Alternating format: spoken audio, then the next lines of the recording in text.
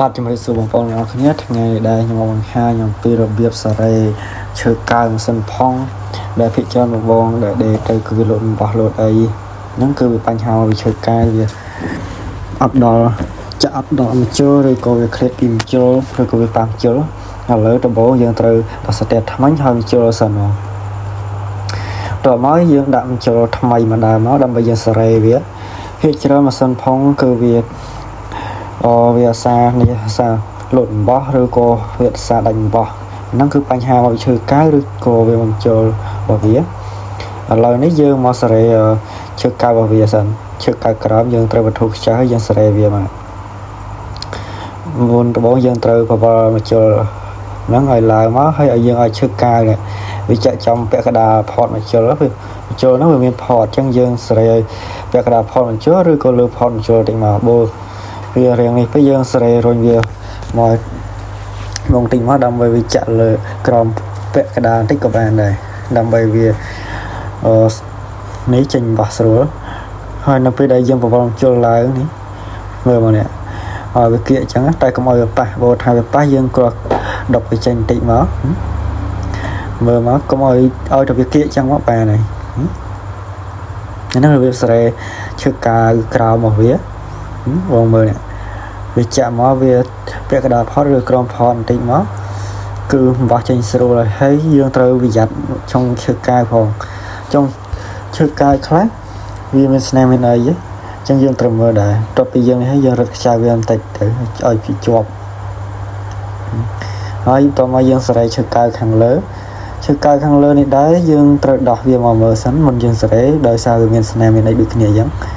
វាមានស្នាមយើងទិញក្រាស់ខាត់អាម៉ត់ជាងគេយកមកខាត់វាបន្តិចមកវាអត់ស្នាមទេយើងដាក់វាចូលទៅវិញមកដូចចឹងនេះហើយយើងពេលយើងដាក់វាចូលយើងរត់ខ្ចៅរៀង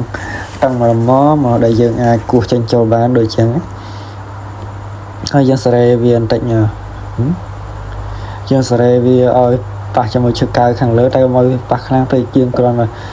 សារ៉េបន្តិចណាហើយយើងគោះវាចេញបន្តិចឲ្យវាហើបហើយជាមកក្រាស់សភៅចូលបានហើយរបៀបសារ៉េរបស់វា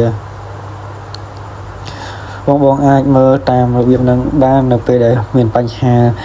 នៅឆ្ងាយវិជាងអីអាចរៀនសារ៉េបដោះអាសន្នបានតបមកពេលយើងសារ៉េត្រូវហើយយើងរត់ខ្ចៅហើយយើងសារ៉េទំនប់សម្បុកវាមួយទៀតនៅពេលដែលយើងនេះហើយយើងទំនប់សម្បុកទំនប់ជុលនៅពេលយើងសារ៉េយើងត្រូវដោះវាអស់មកហើយពេលយើងសារ៉េហើយអស់យើងដាក់នេះមកនេះដាក់ថ្មិញចាប់ឲ្យចូលវិញមកបើយើងដោះអស់ក៏វាស្រួលមើលដែរថ្លឹងទៅត្រូវឥឡូវយើងចាប់ផ្ដើមមកចាប់ថ្មិញចាប់ឲ្យវាចូលវិញនេះរបៀបដាក់ថ្មិញខាងមុខរបស់វាតោះមកយើងយកថ្មិញខាងក្រោយរបស់វាយកមកដាក់ម្ដងនេះថ្មិញវានេះជារបៀបដាក់ថ្មិញវាដែរសម្រាប់បងនៅឆ្ងាយនៅតាមខេត្តអីគ្មានជាងអីអាចមើលតាមវីដេអូនេះបានងាយស្រួលសម្រាប់បងតែមានបញ្ហាតិចតួចអីយើងអាចដោះស្រាយខ្លួនឯងយើងដោះស្រាយខ្លួនឯងសិនទៅដោយសារវាខែខ្លះរវល់ជាងដេរពេលសម្រាប់មានហើយចំសិនខូចទៀតផ្ញើមក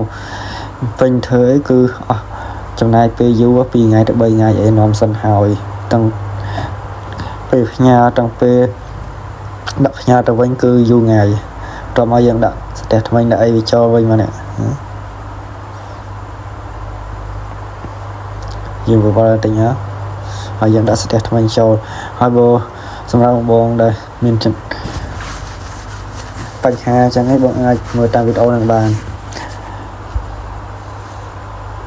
ឥឡូវយើងចាប់ផ្ដើមចាប់ខ្ចៅចាប់អីយើងចាប់ផ្ដើមសាកថ្នេរតែម្ដងពេលចាប់ខ្ចៅហើយនេះហើយរបៀបសារ៉េថ្មិញក៏ដូចគ្នាដែរបងយើងគោះថ្មិញវាសារ៉េថ្មិញវាបវល់ឲ្យថ្មិញឡើងអស់យើងចាំសារ៉េវានេះសារ៉េវាធ្លាក់មកប៉ុណ្ណឹងប៉ុន្តែវីដេអូខ្ញុំបង្ហាញហ្នឹងមកហើយថ្មិញមុខថ្មិញក្រោយគឺយើងសារ៉េវាស្មើគ្នាបង